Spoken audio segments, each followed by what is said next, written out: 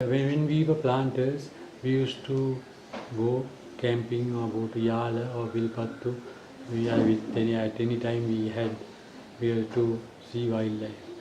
We are and in one of when we went on those trips, I got my interest on animals and wildlife early in life, and I was a member of the Trinity College Naturalistic Society.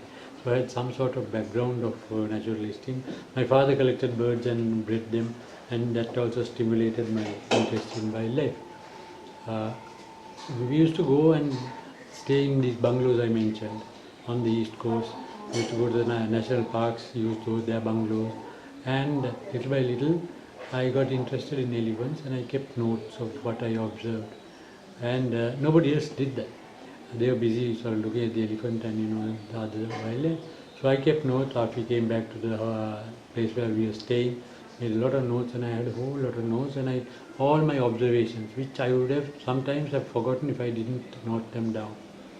When I was working in the Mahavali in later years, I realized that all those notes that I had put were in, shall I say, various places and in various positions in the documents that I had with me.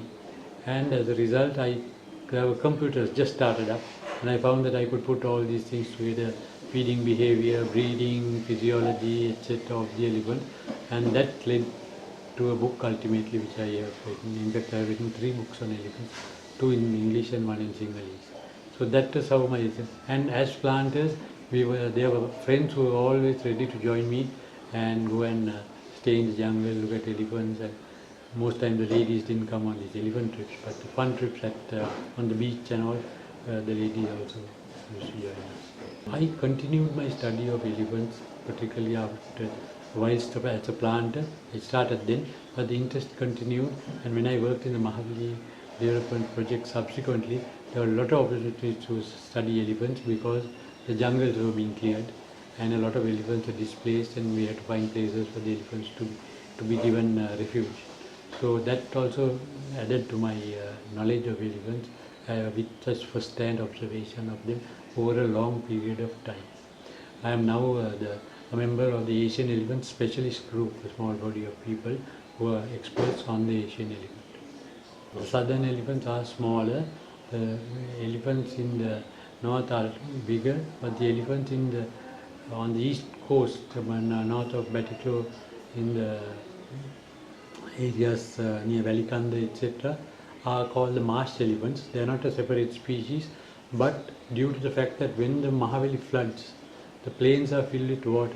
The water contains a whole lot of nutritious material which the receding floods leave back, and as a result there is lush grass with the elephant, which the elephants eat, and they are very big, strong elephants.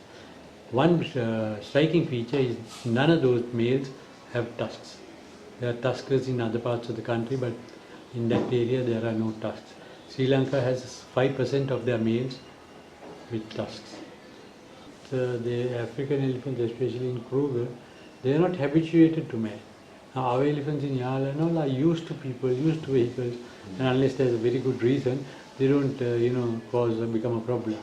But in Africa they are not habituated to man. As I said, I was very interested in animals and wildlife, and there were leopards in the forest that bordered the sea. I saw a leopard crossing the road once, but the marks of a leopard having gone across the estate in the night field estate was quite common. One leopard had been killed in the jungle, and we trekked through the jungle for 2 miles and found the carcass.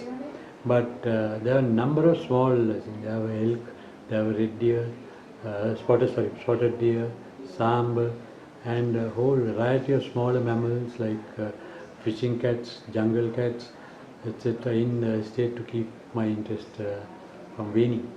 But my really development of my skills in wildlife was when I used to go camping. Because apart from elephants, I also used to make note of birds.